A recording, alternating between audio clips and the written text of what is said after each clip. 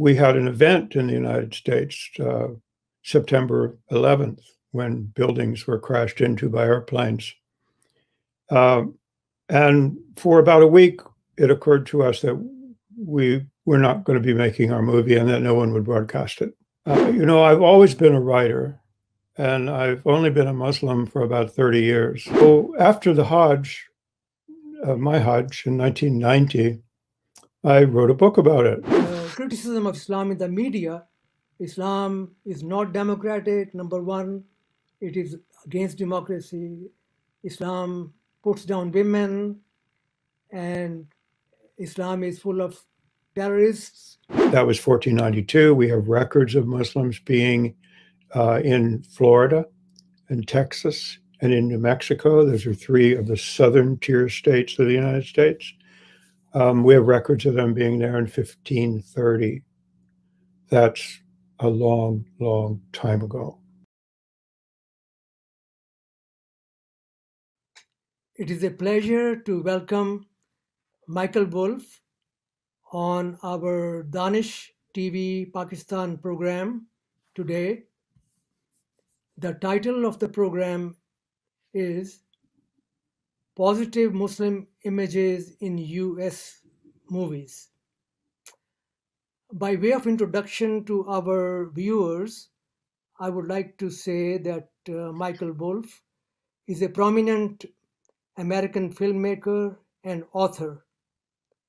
He is the co-founder, co-producer of Unity Production Foundation.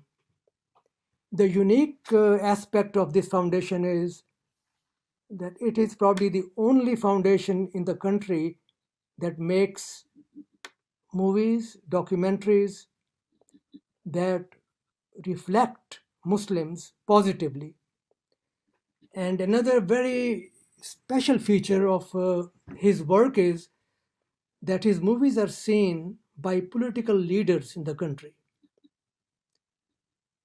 I remember that when she was Secretary of State, Madeleine Albright, she saw the documentary called Inside Islam, and I believe it was screened in the White House. And this is what she said after watching that documentary. She said that there are too many opinions about Islam, not enough facts.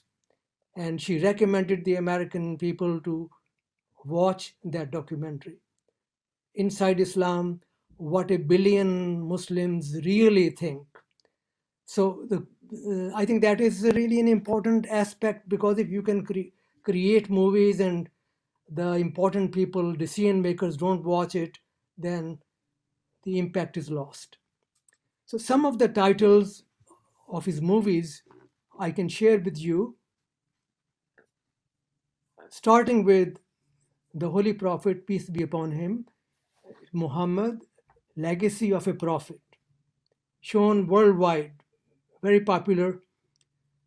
Second one I mentioned earlier, Inside Islam, What a Billion Muslims Really Think. Islamic Art, Mirror of the Invisible World. The Sultan and the Saint. Enemy of the Reich. Enemy of the Reich has some Pakistan link also, because the heroine in the movie is Noor Inayat Khan. She is the daughter of the founder of Sufism in South Asia, Inayat Khan. And I don't think I have time to go through the summary of it, but there is a Pakistan connection. And Michael will tell you himself another very important connection with the casting of a current movie, Lamia's Poem. So the other couple of movies I have time to mention are Cities of Light, The Rise and Fall of Islamic Spain. His latest work that is now being done is Lamia's Poem. It has a connection with Rumi, as I mentioned, the great Sufi whose name needs no introduction in Pakistan. In fact, Rumi is the most popular poet in America. He's the most read poet in America. So besides the movies, Michael has written several books. I will mention only three of them. One of them, which I have used in my own teaching, is called Taking Back Islam. This was necessary to write so that the mainstream Muslims can rescue Islam from being hijacked by a handful of extremists. After 9/11, the image of Muslims and Islam was, of course, extremely negative. So it was in that climate that Michael has been working and has been producing his wonderful work, the movies. So that was one book that I mentioned, Taking Back Islam. The second book is called The Hajj, and the subtitle is An American's Pilgrimage to Mecca. The third book is titled 1000 Roads to Mecca. So I am going to stop here because Michael asked me not to mention too much about him, just to talk about the foundation. And I'm going to start asking Michael this question. Start with this question. Please tell us how your foundation, Unity Productions Foundation, originated, how it came into being. Well, thank you, Jabbar, for having me on Danish.pk. Pleasure. Salam alaikum, everyone. I've always been a writer, and I've only been a Muslim for about 30 years. So I became a Muslim in 1989, and then I realized if I was a Muslim, I could make the Hajj, which I had always been fascinated by. Even before I was a Muslim, I had read some travel books about it. So after the Hajj, my Hajj in 1990, I wrote a book about it. It's this book. This is a paperback version of it. I spelled it with a D. Oh, sorry, I spelled it with a D because I wanted people in the Middle West and in the Southwest in the United States, where a lot of Spanish is spoken, to pronounce it correctly. So I used a spelling that would look like Hajj to the readers who were not Muslim in America. Well, 4 years after that book came out, I boarded an aeroplane at the Jeddah airport. I was there. I had made an Umrah, and I was going home. And I found myself sitting next to an American, a stranger, and we struck up a conversation. And as it turned out, he was a Muslim too, which surprised both of us a lot, because I look like I do, and he looks more or less like me too. And in 1990, it wasn't often that you sat down on an airplane next to someone in that situation and discovered that they were also Muslim. So we talked all the way home. And he had, it turned out, read my book. So he was a writer. We got along really well. And he is and has been for 20 years my co-producer and co-executive director for Unity Productions Foundations. We've made all these films together, the two of us, and we talk every day. So it was a partnership not made in a boardroom. I think it was made in heaven. Alhamdulillah. Well, we stayed in touch for some, thank you. Yeah, it's the absolute truth. We stayed in touch for some time. And of course, we always, talked about what we might do together. Neither of us knew very much about making movies or about television, except to go to them and watch them. But we learned. It's just another form of storytelling, really, but you can reach millions of people all at the same time. So it has its attractions. We decided of the subjects that we had tossed around that really the best idea would be to tell the story of the Sirah, the story of the Prophet Muhammad, peace be upon him. And we began to do that. And I would say that we ran into a certain amount of difficulty finding a broadcaster and a lot of compassion and sympathy and generosity in the American Muslim community to produce and broadcast nationally such a film. Right in the middle of it, as we were making the movie, well, no, I should say toward the end of it, it was really the last quarter of the film, we were pretty much finished. We had an event in the United States, September 11th, when buildings were crashed into by airplanes. And for about a week, it occurred to us that we were not going to be making our movie and that no one would broadcast it. And about a week later, it began to dawn on us as the smoke cleared, literally, that this film was more important than ever.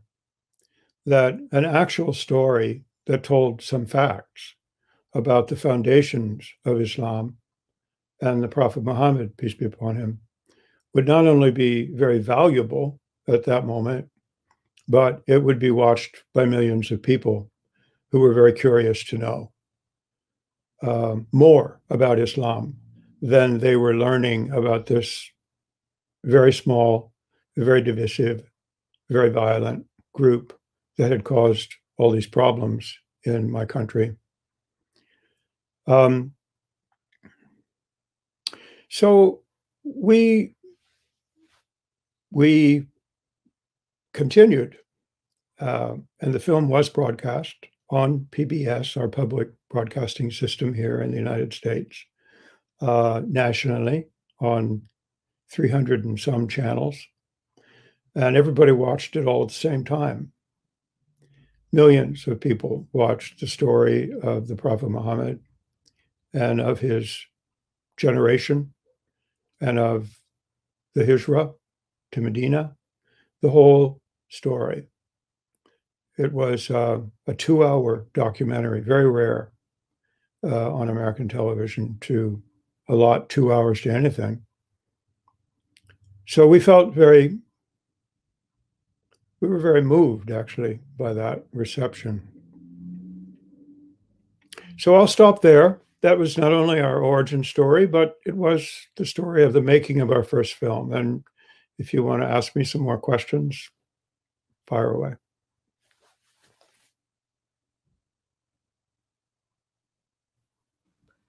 Most people don't really know that many of the movies that are made by you are screened sometimes for 6 weeks together in universities and college campuses. I myself used Legacy of a Prophet, and I always get extremely positive feedback on all of your movies. I've shown that in the course on Islamic civilization. I've shown that movie you mentioned. I've shown Prince Among Slaves, which you may refer to later if we have time. And I've also shown the Islamic art documentary. So all of them are really wonderful and very well received by the highest echelon in the academia. So I think that's not only popular, but also academically very welcome. Moving on to my next question, Michael, it would be good to know about your struggle, your own jihad, in trying to put your first movie on the TV. Was it something that came easy, or was it just an uphill battle for a long time? Well, we were learning to make a movie, number one. We were making a movie involves, well, you've seen credits at the end of a film. There are 300 names there. They're doing all sorts of technical and creative things, including acting, but also editing and the sound and every conceivable aspect you can think of, lighting and feeding the actors. You know, there are really hundreds of people involved in any movie that you make. So we became filmmakers, but we also became administrators of all of this activity. And that was during the week.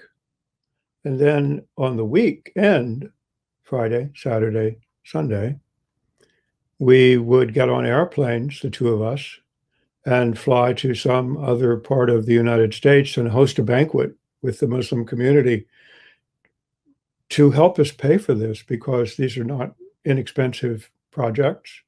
And I'm by no means a wealthy man. I'm a writer. You know, writers still make a lot of money. So it was the experience was like crossing a bridge as you build it. You know, we would kind of get to the next section, and then we'd have to build another pillar, you know, to get us out to like this. That took us almost 3 years. It still takes a couple of years to make a movie, but we're a little better at it now. And we did receive some serious resistance from broadcasters and news people. I remember one instance in the run-up to the broadcast, just a few days before it was broadcast. Someone decided that there are people in the United States who would rather not have such a film shown. They have their own objectives, they have their own goals, and they have their own means. And one of them managed to get on television, national television, and they called us up beforehand, the national TV program. It was ABC. No, sorry, it was NBC. They called us up, one of the national big channels, for a news program at 5 o'clock, and they called us and asked us if we wanted to tell our side. But we discussed it, and we decided we didn't, that we weren't going to defend ourselves against a hack who was attacking us on really incredible grounds, I would say, not credible grounds, in order to accomplish his goals, which were, I suppose, to make more room for his own party or something. I don't know what his goals were, but he was rather nasty. He suggested that I should go to jail for using some of the grant money that came from our National Endowment for the Humanities, for example. I mean, that's how low he stooped. And because we didn't, it was very fortunate that we did not go on the television. They found someone else. They found a Muslim who was very eloquent. And in the beginning of his interview, he said, well, we all know who this guy is. We see him all the time. Whenever the Muslims do something good, this guy shows up and says it's bad. So he really demolished this man's argument. And in the meantime, on national TV, the night before our broadcast, they showed clips of the movie, 15-second, 20-second clips. And they showed all the very prominent moments in the life of the Prophet Muhammad. So millions more people were invited the next night to see the movie by this very unpleasant man who tried to attack us. He drew attention to the film, but in the wrong way. And we had, as a result, an enormous audience. So I learned something from that if you don't rise angrily to poor criticism, to defend yourself when you really don't need to defend yourself, sometimes, alhamdulillah, it will work in the favor of what you're trying to do. So there are many lessons, working in the public sphere. I'm happy to say that after 20 years of doing this, UPF is considered a journalistic enterprise, not not a marketing ploy to make Islam look good, which it could be accused of if we were not really good journalists. And that would take away a lot of our credibility with a very large audience with many, many points of view. That's the nature of American television and the nature of the American society. And that's the pond in which we swim. So we have been able to maintain a reputation as journalists, reporters. And that has made all the difference, really, for our films and for getting such large audiences, and then being able to tell them true stories about Muslims. The participation of hundreds of thousands of Muslims on the Allied side in the Second World War, which is a story that's been buried in the West. We were able to tell that story on national television. Now there's been an actual feature film is being made of that story. You see, if you plant a seed, things start to happen. You can actually change the way people think and feel. So I use that as one example of how, if you tell the real story of these hundreds of thousands of volunteers from India, from Algeria, from colonized countries who nonetheless came to the rescue of the Western nations during the Second World War, the biggest war that's ever happened on this planet. And a lot of them lost their lives. And the story that we told about Noor Inayat Khan showed one Muslim, when you want to tell a story, you want to strike people's hearts. And to strike people's hearts, you need to tell them about one person who's representative of many, many, many more. So we were able to tell the story in such a way that people got it. They realized the sacrifice that hundreds of thousands of Muslims made to protect the European nations from the Nazis. I'll stop there. That's a wonderful success story, I must say, but not without many, many challenges overcome with your constant, sustained effort. Yeah. I remember right after 9/11, there were a lot of problems teaching the course that I had designed on Islamic civilization. People who signed up, they wanted to know if there's anything good about Islam. And I remember criticism of Islam in the media. Islam is not democratic, number one. It is against democracy. Islam puts down women, and Islam is full of terrorists. So I remember just getting hold of your one documentary, showing it. And you won't believe it, how much impact, positive impact it had, because the documentary did not give opinions. I think it was probably the largest gathering of polls. I'm talking about inside Islam. Mm-hmm. So you covered almost Muslim Islam globally, and you brought facts. I think that approach you mentioned has been very, very effective. Facts, and then that's the way to proceed. Now, moving toward the end of our program, we don't have too much time. Mm-hmm. I would like to hear your report on the most current projects that you are engaged in. Sure. Yeah. I can talk about them more easily, I think. There's a whole generation of Muslims who were not alive in the time of 9/11.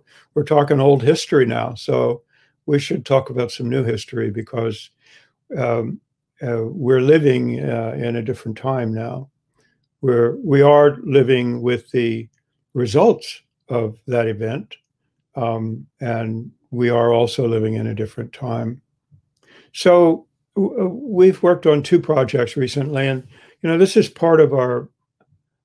I'm not quite sure how to talk about this as a success, or as we've just managed to get lots of people to watch our movies, and sometimes can even change minds.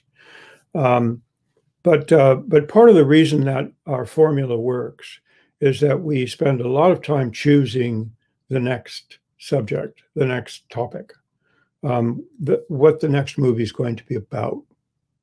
So our two efforts, one of which is finished, and one of which we're just about to begin on, I'll explain to you a little bit about. Lamia's poem refers to a 12-year-old migrant refugee girl from Syria, a character that we modeled on about 200 biographies of 12-year-old Syrian girls fleeing Aleppo. We kind of put together a representative story from all of these stories that we read. And the other story that we read at the same time as the Syrian refugees were really ramping up, where millions of people were fleeing the country when we began to think about this. We looked around the world and we realized it wasn't just Syria, of course. So many countries, people are fleeing either war or chaotic government or persecution of some sort or another. And they're fleeing to stability, or what they hope will be stability. So when we made this film, we realized that 800 years ago, this is not a new story. It's new to us, in this formula of the immigration crisis of 2016 to today. But it is not a new story. And we realized that the great Sufi poet, Persian poet, Rumi, Jalaluddin Rumi, was also fleeing chaos and war, not civil war, but war. And so we looked at his work again. He is, as Abdul Jabbar said, the best-selling poet in the United States. Pretty good after 800 years, And there's a reason. Much of his, well, there are many reasons, but one of his reasons is that his poetry, if you look closely, is rooted in the dissociated soul, the soul that has been separated from God, and how to get it back, how to get home again. It is not only a metaphor, it's a formula for like a passport in a certain way, his poetry. So we thought, since we have this young girl as a character, how about young Rumi before he formulates all of this? And we do know some things about him as a young boy. His father kept diaries on their travels when they were fleeing from Balkh. And we know a bit about him and about his troubles too, about his anxiety in being homeless and in waking nightmares. His father refers to nightmares. So we made a story in which this young girl's life is followed and a version of young Rumi's life is followed, and we wrap them around each other. We just wrap them around the stories. And this girl has in her backpack, as she is fleeing, Lamia has a book of Rumi's poems, which her teacher gave her, a revered teacher, and she carries it with her all the way through the journey. So that's the structure of the film. It just premiered in France. We're now in the process of finding broadcasters around the world for it. People are doing that for us who know how to do that. And we're moving on to a second film. So in addition to Lamia's poem being ready, not quite out there yet, but finished and ready, that is an animated film. We're also now making a second film called The Great American Muslim Road Trip.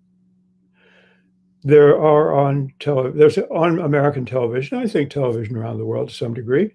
There's a genre, there's a formula for a travelogue. And it's that one or two people get in a car and they drive some distance and they stop and go into the restaurant and they stay here and they meet this person, they meet that person. They see roadside attractions and beautiful natural wonders, and the camera follows them. And sometimes they go on for weeks. So we're making such a travelogue. The difference is that there's a young American Muslim couple, married couple, with two kids, although the kids are not with them, in a car. And they're traveling on the most famous road in the United States, Route 66. There have been hundreds of songs from the jazz age to the folk songs to Bob Dylan to Nat King Cole to all about Route 66. It's a very famous road in American culture and so on. And we're going to drive behind them with cameras and see what happens. We literally don't know what will happen, but we do know that there's a surprising amount of Muslim history in the United States. And some of it crops up along that road. So these people will be doing what many people do in the summertime in America. They get in a car and they go looking for America. Well, what they find is what they find, but they're also going to be looking for their Muslim roots when they discover there are some, and there are many. So in American history, Muslims go back almost to the days of the discovery, so-called, of North America. That was 1492. We have records of Muslims being in Florida and Texas and in New Mexico. Those are three of the southern tier states of the United States. We have records of them being there in 1530. That's a long, long time ago. 1630, 1730, 1830, 1930, 2030, it's almost 500 years. It's a long, long time in American history, especially a long time when the vast majority of Americans think that Muslims just arrived here in the 1960s, 70s, 80s, 90s. So we're going to teach by showing that Muslims are as much a part of this country as Christopher Columbus or whoever you want to talk about. And it should be entertaining. I'm looking forward to it. I'm looking forward to seeing my country again. We've had COVID here for a while, so we still do, but it's a little better. We think we can sneak the car through and be all right. So that's our plan, inshallah.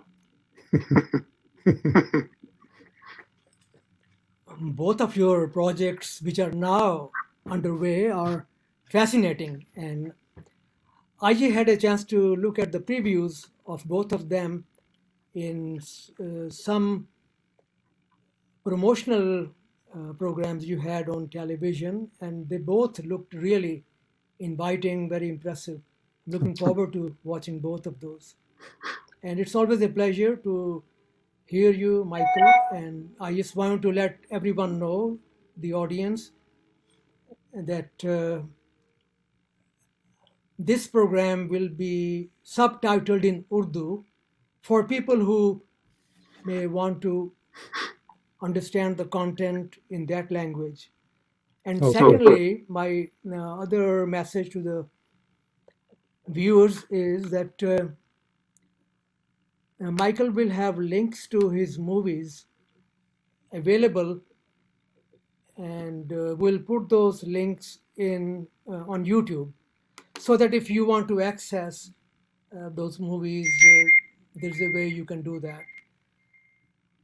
I know that educators can show those movies for free, and people who are not in teaching, they can have a package, very, very inexpensive for the whole movies. After all, they have to spend millions of dollars making movies, so they have to have some source of income. So with that, I would like to thank Michael for this very enlightening program, and thanks to all our viewers. And I hope that we will continue this wonderful dialogue in the future on some other topics. Anytime. Thank you.